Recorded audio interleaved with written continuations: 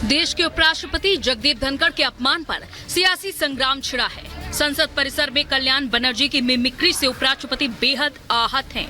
यही वजह है कि राज्यसभा में उपराष्ट्रपति का दर्द छलक पड़ा। जगदीप धनखड़ की कितनी बेइज्जती करो, मुझे कोई चिंता नहीं है।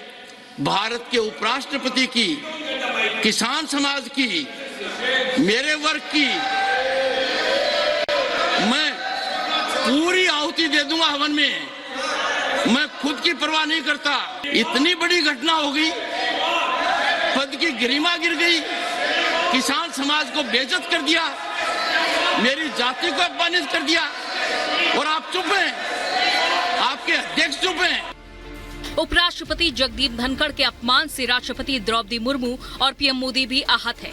राष्ट्रपति मुर्मू ने उपराष्ट्रपति के अपमान पर दुख जताया है। वहीं प्रधानमंत्री मोदी ने जगदीप धनखड़ से फोन पर बात भी की। तो विपक्ष घिरा हुआ है और विरोध बढ़ता देख मिमिक्री करने वाले टीएमसी सांसद कल्याण बनर्जी और वीडियो शूट करने वाले कांग्रेस नेता राहुल गांधी दोनों ही बैकफुट पर हैं। I did not want to hurt anyone. I did not want to hurt anyone. I did not want to hurt. आपको ऐसा नहीं लगता गलत होना चाहिए? Mimicry is a crime. The question is why you are insisting? वहाँ पे MPs बैठे हुए थे, मैंने उनका वीडियो लिया। मेरा वीडियो मेरे फोन पे है। मीडिया दिखा रहा है, मीडिया कह रहा है, मोदी जी कह रहे हैं, किसी ने कुछ कहा ही नहीं है। अपनी कास्ट भी लिया है सर, किसी ने कुछ नहीं। वहाँ पे किसानों का अपमान किया। नहीं सुनिए, देखिए वहाँ पे हमारे 150 एमपीज को बाहर फेंक दिया है। इधर उपराष्ट्रपति जगदीप धनखड़ के अपमान पर बीजेपी हमलावर है। बीजेपी नेता टीएमसी सांसद कल्याण बनर्जी के साथ साथ राहुल गांधी को आड़े हाथों ले उन्हें सदी के सबसे नॉन सीरियस नेता बता रहे हैं। इस सदी का सबसे बड़ा नॉन सीरियस अगर कोई नेता है तो राहुल गांधी है। जिसको पता नहीं है वो क्या बोलते हैं, इसलिए नॉन सीरियस व्यक्ति पर मुझे लगता है कि कोई ज्यादा टिप्पणी करने की जरूरत नहीं है। आखिर विपक्ष चाहता क्या है? विपक्ष चाहता है लोकतंत्र की हत्या करना, संविधान का अपमान करना, संवैधानिक पदों पर बैठे लोगों का अपमान करना। उपराष्ट्रपति की मिमिक्री को लेकर विपक्षी दलों में भी दो पाड़ है। विपक्ष के कई दल कल्याण बनर्जी की मिमिक्री का विरोध कर रहे हैं। सदन के बाहर क्या होता है वो बाहर की बात है। धनखड़ जी हमारे उपराष्ट्रपति है और हम हमेशा उनका सम्मान रखते हैं। जो घटना सदन के बाहर होगी, आउटसाइड द हाउस, तो उसके बारे में सदन में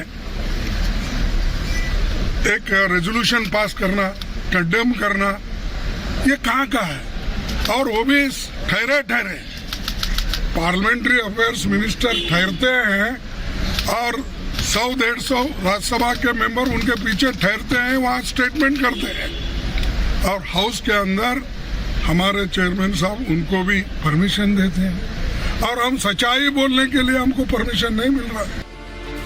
जरा सोचिए कि देश के लिए ये कितनी शर्मिंदगी की बात है कि उपराष्ट्रपति के शर्मनाक मिमिक्री बना, उससे वायरल किया गया और अपमान पर सियासी ब्लेम गेम चल रहा है। Bureau report, Republic Bharat.